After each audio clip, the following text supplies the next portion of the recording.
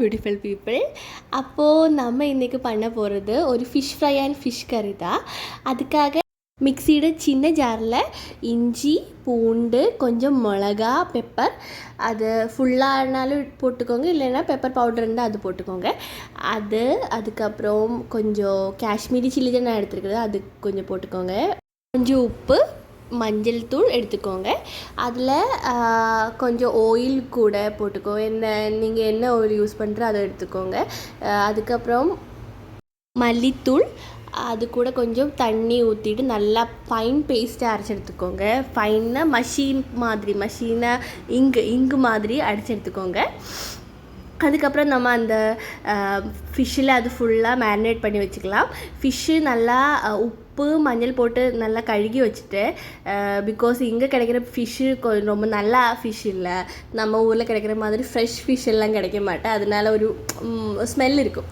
அதனால் அது பண்ணிட்டேன்னா கொஞ்சம் நல்லா வருவேன். ஸோ சால்மன் ஃபிஷ் தான் நான் எடுத்தது. இங்கே அதுதான் ரொம்ப நல்லா இருக்கிறது.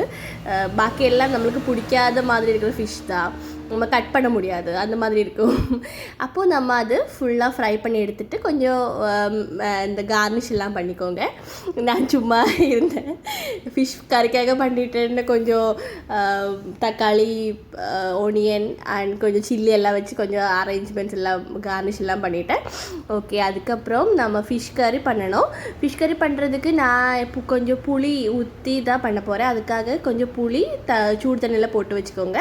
அதுக்கப்புறம் இஞ்சி, பூண்டு, பச்சை மிளகா, தக்காளி, பெரிய வெங்காயம். சின்ன வெங்காயம் போட்டால் தான் ரொம்ப டேஸ்ட்டாக இருக்கும். நான் இங்கே பெரிய வெங்காயம் தான் எடுத்திருக்கேன். இங்கே சின்ன வெங்காயம் கிடைக்கிறது ரொம்ப கஷ்டம், ஒகேஷ்னலி தான் கிடைக்கும். அதனால் இப்போ அது எங்கிட்ட இல்லை, அதனால் எடுத்துக்கல.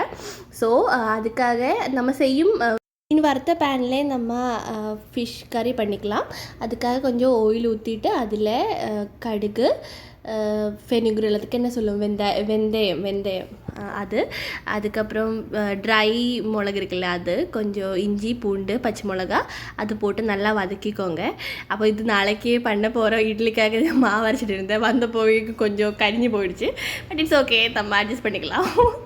அதுக்கப்புறம் நம்ம பெரிய வெங்காயம், சின்ன வெங்காயம் இருந்தால் அது போட்டுக்கோங்க, இல்லைன்னா பெரிய வெங்காயம் நல்லா வதக்கி எடுத்துக்கோங்க. நான் கேரளாவில் இப்படி எல்லாம் பண்ணுறது, அது நான் செப்பரேட்டாக ஒரு வீடியோவில் கேரளா ஃபிஷ் ஃப்ரை பண்ணி காமிக்கிறேன். எனக்கு தமிழ்நாடு ஃபிஷ் கறி கொஞ்சம் கூட தெரியாது.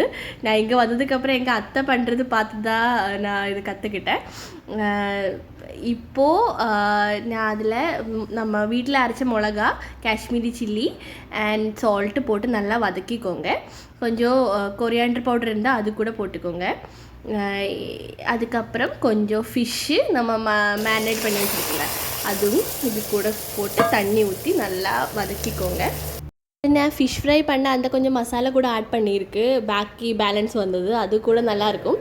எனக்கு பேன் நல்லா இல்லை, கொஞ்சம் கூட திளை வரலை, அதனால நான் பழைய பேன்லேயே போட்டுட்டேன். தீ கரெக்டாக ஏறலை, அதனால சேஞ்ச் பண்ணிட்டேன். என்ன பண்ணுறது, புது பேன் தான் வாங்கி ஆகணும். ஓகே, தடவை நான் தமிழ்நாடு ஃபிஷ் கறி பண்ணி பார்த்தேன், ஆனால் எல்லா தடவை சொதப்பிட்டேன். ஐ திங்க் இந்த மாதிரி பண்ணும்போது தான் ரொம்ப நல்லா டேஸ்ட்டாக வந்திருக்கு. நீங்கள் கண்டிப்பாக பண்ணி பார்க்கணும். And comment below. அப்போ ஓகே, பாய்.